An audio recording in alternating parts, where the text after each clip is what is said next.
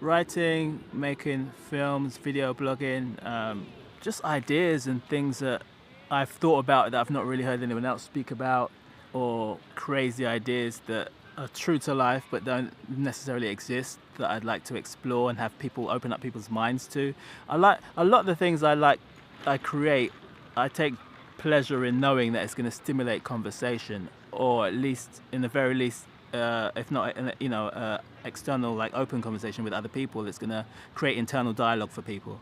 They'll watch it and they'll go away and think about things in a different way from the way they were thinking about them. And I love that whole thing, because it kind of, and also it kind of gives a little opening to my mind as well. Like, how I think and my thoughts and little pieces of myself are being shared. So I've got very strongly into vlogging a lot because I realize there's two things that are happening.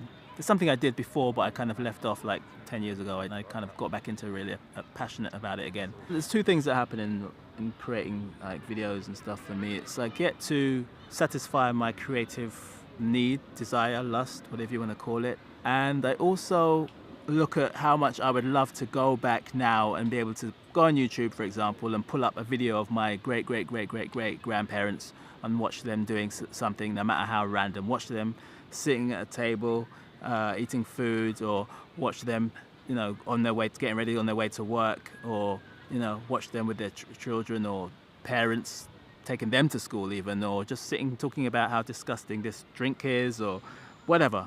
Just the joy that would be, how precious and priceless that would be for me to be able to go on YouTube and do that. Of course I can't, because that material doesn't exist.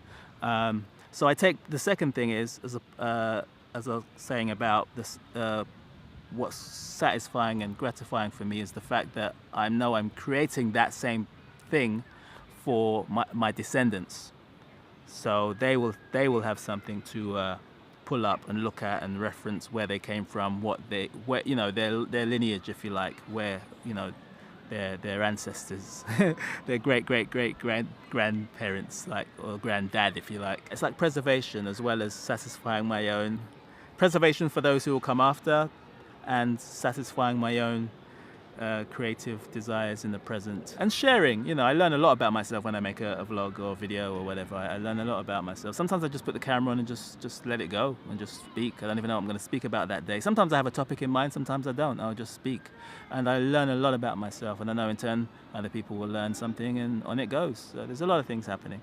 One of the things I've learned is that I can just do what I just said, like putting the camera on and just going, just talking and seeing what comes, and things that are in my mind that I didn't know were there, if that makes sense. Like, or you forgot that you'd learned or experienced or encountered. What I've really learned is that nothing is lost. Nothing is gone. Like, any experience that you have, it's not, you think it's a far distant thing. And that's definitely one of the things I've learned, that nothing is lost. Everything is there,